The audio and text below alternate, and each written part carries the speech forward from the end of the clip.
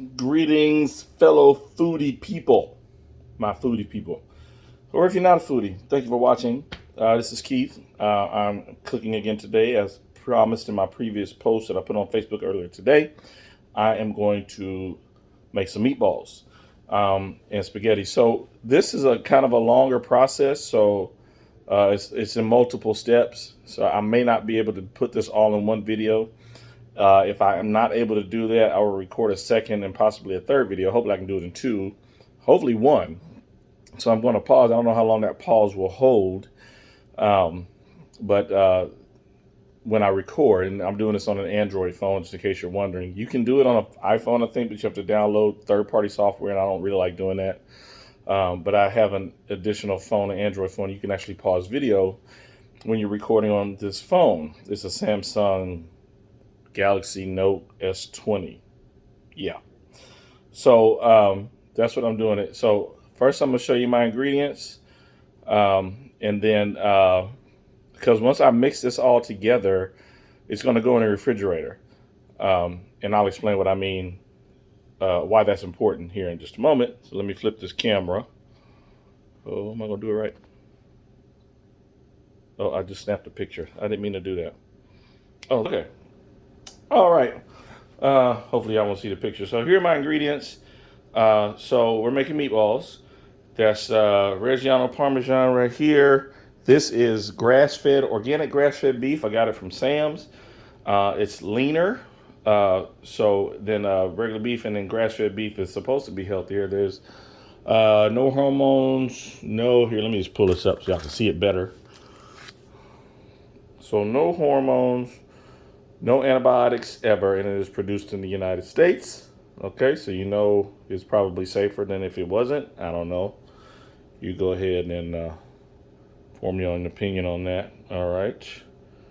Right. Yeah, there was 3 packs. That's what that thing says. But anyway, and there's 2 here. So that is, how much meat is this? This is, each one of these is a pound. So this is 2 pounds of meat. Minced garlic. You can't see that. Let me bring this up here. This is Italian seasoning. You can get separate basil and oregano if you want to do that. This has oregano, basil, marjoram, and a couple other things in it. Let me put my glasses on so I can see everything that's in here. Sorry about that, y'all. Don't mean to be unorganized, but hey, story of my life sometimes. So oregano, basil, marjoram, sage, and there's a little bit of garlic in there, but not a lot. So that's what's in there. And this is all organic as well. See, organic.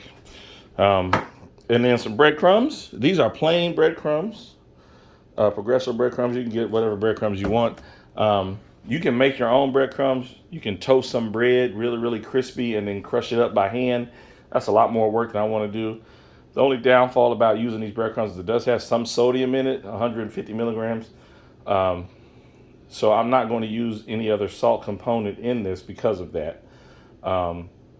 And we'll get to mixing here in a minute. I do want to tell you this is very important that your meat is cold, okay?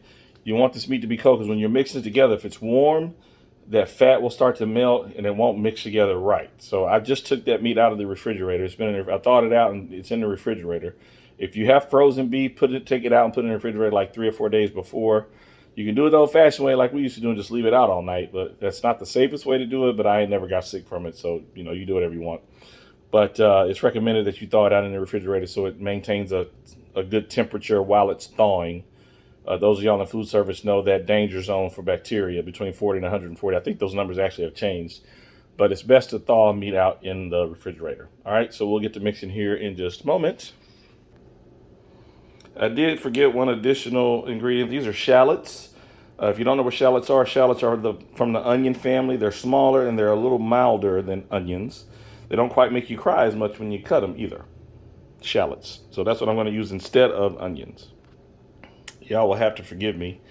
I didn't even pay attention to the fact that those eggs are there. I will use 1 egg. I'm not using that whole carton of eggs. I will use 1 egg and also some parsley. Let me pull it out of the refrigerator. I have this left over some parsley here. I have this left over from when I made my scampi the other day. And the amounts of these ingredients are in the description. Okay, so you guys can see how much of this to use in your preparation. Okay, so I've put in here so far the breadcrumbs. It's a cup of breadcrumbs. It's a half a cup of garlic, a cup of shaved parmesan. You can use, it's probably better if you use grated parmesan because it will mix better, but I'm gonna mix this up pretty good. I'm gonna mix this by hand. So that's all that's in there right now. This is my parsley. You wanna chop it up pretty good.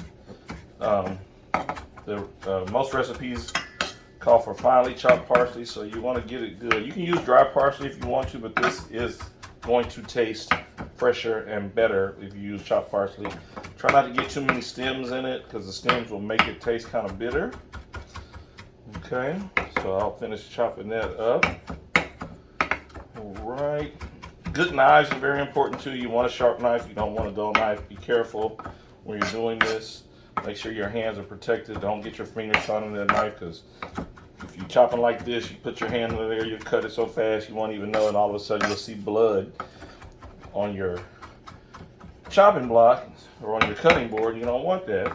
This knife is sharp and it'll cut me quick, and I won't even probably realize it right away. My finger will start stinging and then I'll see blood. So that's about a half a cup of chopped parsley. All right, so these are my shallots. Most recipes call for onions. I'm using shallots because that's what I have. Chop them up pretty good. You also might see recipes that tell you to saute these first. I don't do that. The onions are gonna cook, or the shallots are gonna cook when you bake these meatballs. I'm gonna bake them. I haven't decided whether or not I'm gonna put them in the pan first to get some color on them. I probably won't. That's an additional step, but I mean, you can do that. You can actually cook them all the way in a pan if you want to. I'm not going to do that just to save time. Plus, I'm on call today, so if I get called in, I can't finish the cooking process. So I guess that might mess me up if I'm baking them and I get called in. But I just have to turn the oven off. But that's fine. I don't want to burn up my meatballs. So chop these up pretty good. You want them to be small. You don't want... Worst thing you can do when you bite into a meatball is a big old chunk of onion. I love the way onions taste personally, but some people don't. This is really going to add nice flavor to it. Even if people that don't like onions probably do like meatballs and don't even know that there's onions in them. But if you get a big old chunk of piece of onion in there, or shallots, these are shallots, again, that taste will be a big turnoff. So make sure these are chopped very finely. Again, be careful with the knife. Don't cut your finger. If you put your fingers close to the knife, you need to curl them like this. So if it cuts that, it won't hurt as bad as if you cut your fingertip. If you ever cut your fingertips before, I've done that. That hurts very, very badly. It's the most sensitive part of your body. There's more nerve endings in your fingertips than there are in any one place in your body. So you cut that, it hurts. Anybody ever had a paper cut in your fingertip? It feels like somebody stabbed you with a butcher knife or something. It hurts. Okay? Alright, so I got my shallots are in there now, and then I added the Italian seasoning, so about a quarter cup of that in there. And remember, this is 2 pounds of meat, but the amounts, the recipe is in the description. So, and then we're going to mix this by hand. I'm going to mix this by hand. Make sure your hands are clean, okay, so that you can get a good mix. This meat is very cold. You want to mix this up very good, okay, really, really well. Mix that up, get all that stuff. Turn and twist, squeeze that meat, okay, and trying to break down those pieces of cheese in there. If you use grated cheese, like I said, you won't have to worry about that, but I like those big chunks of cheese. They're gonna melt anyway when I bake these. Okay, get the breadcrumbs mixed in there good. You will have a tendency to see you have to be careful because I got stuff falling out of the bowl. That the breadcrumbs will kind of settle to the bottom, so you gotta flip it over. Watch for stuff falling out of the bowl. Okay, this is pretty cold still, so I may not have to put this in the refrigerator. But if you mix this and it's not cold still, you might want to put this in the refrigerator for about 30 minutes so it's still nice and cold. So when you form your meatballs, they'll be good and cold before you put them in the oven to bake. Okay, because they'll kind of fall apart if they're not cold when you put them in the oven. You put them on your pan and put them in the oven.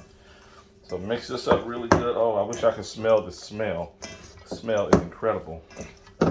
Really, really is, if I don't say so myself. All right. Gotta get in there and get your hands good. Squeeze, squeeze, knead, squeeze, mix, turn, flip, all that good stuff. It's hard to do this with a spoon because this is meat. Okay. All right, I think that's probably good. I don't know how long I've been doing this. This is live, so you guys can time that. Feels like I've been doing it for at least a minute. I don't even know. I can't see the clock, the timer on the camera because it's facing the other direction. I want all them bits, as many as I can, in there. Okay. All right. Okay. So that's good. Done mixing that. I'm gonna wash my hands. All right, so the next step in this process is portion control. What I mean by that is how big you want your meatballs. What I'm using is this. This is a ice cream scoop. You can use a melon baller, but that's pretty small. But this ice cream scoop is kind of good size. That way you can form the meatballs with this, okay? Or you can do it by hand. They just won't be as consistent in size. So ice cream scoop, you can get a bigger scoop, whatever you want, or you can form them by hand, but I'm gonna use this. All right, so get a good amount in there, about like that. Okay, scoop it out. And then just kind of circle it around in there. Just saves you a little bit of time. You can do this whole process by hand if you want to, but this is faster. Oops. On my meatball like that, and you just do them until you get it all done. Okay, so while I'm doing this, I'll talk to you guys about what it's going to do next. I'm not going to videotape just because it's a longer process. So I'm going to bake these in the oven at about 350, 375 for 30 to 45 minutes. Okay, and then after they're done, you may have to cook them a little bit longer depending on your oven. After they're done, I'm going to simmer them in this sauce. This is some organic marinara sauce called Organico Bello. You don't have to use this. You can use whatever you make. Oh, and I told you I was going to give you a recipe to make marinara from scratch. So, and then I'm going to make marinara from scratch one day and post a video of me doing that. So you want probably about six big cans of San Marzano crushed tomatoes. You may not be able to find those depending on where you are in the country. When I was in Connecticut, they were everywhere. There's a large Italian population in Connecticut. They have San Marzano tomatoes here, but they're not crushed. They're whole peeled. So if that's all you can find, that's fine. That'll work. You can just crush them yourself. You can put them in a blender, or you can just put them in a pan and smash them up. Okay. If they're peeled, they'll break up nicely. You don't have to worry about if they're not peeled, then they won't break up as well. So about 6 cans of that, probably 8 to 10 cloves of garlic. Now you can buy whole cloves of garlic if you want to and do all that work. And I'll show you guys, I'll prep 1 clove of garlic when I do that recipe. But what I'm going to buy is prepped and peeled garlic in a jar. Okay, and then you can put that in a blender and cut it up. I'm going to cut it up by hand just because I like the chunks of garlic that in there. And when the sauce simmers, they'll kind of melt a little bit. Or you can use minced garlic like this. You can use this minced garlic already. Now, I don't want to use this if I'm making marinara sauce because this is not going to taste as good. It's not fresh. I mean, this is fine. It's good. It's been processed, however. So I'm going to use fresh garlic. And how much I use will kind of depend on how many cans of tomatoes I'm going to have. And shout out to my friend Emily. over there in Waterbury. She's the one that helped me with this recipe with tomatoes. Now, some people will put sugar in their marinara sauce. I don't do that. I like the tanginess of that marinara. And then you want to use fresh basil and fresh parsley. Okay, fresh basil and fresh parsley. If you can't get fresh basil and fresh parsley, you can use dry. It just won't be as fresh tasting. But you want fresh, okay? And then a little salt. I mean, not too much salt. I put a little bit of salt in there because I just felt like it needed it. Not too much. Probably maybe a couple of teaspoons of salt in it to help the flavor come out. But I don't put sugar in it because I like the way I like the tanginess of tomatoes. I know a lot of people put sugar in their spaghetti sauce. I don't. People say, oh, it helps with the bitterness of the tomatoes. Well, I like that. So I don't put sugar in it. You can put sugar in it if you want. I do not. Okay. So that's basically the recipe for marinara sauce.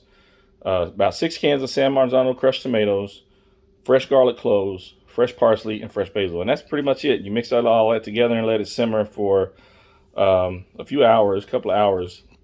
It will kind of splash a little bit, so it's best to put a lid on it. And you have to stir it because it'll stick. Unless you have, even if you have a non-stick pan, you still need to stir it so it doesn't burn. All right. And so, like I said, we're gonna finish making these balls, put them in the oven. These meatballs, put them in the oven for about 30 to 45 minutes. And then after they're done, I'm going to simmer them in that sauce for probably about, I don't know, 45 minutes to an hour. So they can soak up the flavor of that sauce. And then later on, I'm going to cook some spaghetti. I have this black bean organic spaghetti. It's low carb. It has 15 grams net carb, which is significantly less than regular pasta. Regular pasta has anywhere from 39 to 71 grams of carbs per serving. This has 15 grams of net carb. So when you're reading that, if you look on here, it says 34 grams of carbs right there, but it has, oh my glasses, 19 grams of fiber. So you subtract the fiber from the carbs and that gives you your net carbs. Okay, that's why this is healthier. So I hope you guys enjoyed that video. I will post a picture of the finished product with this video when I post it. After I cook my spaghetti, and you'll see the meatballs done. Later on, I'm going to serve it with some of those garlic cheddar biscuits, the box recipe that I got from the store. It's the Red Lobster ones with that because they're so good and they go so good with Italian food. So I hope you enjoyed this video. Please rate and subscribe and share it with your friends. Thank you. Take it easy. Happy eating, cooking.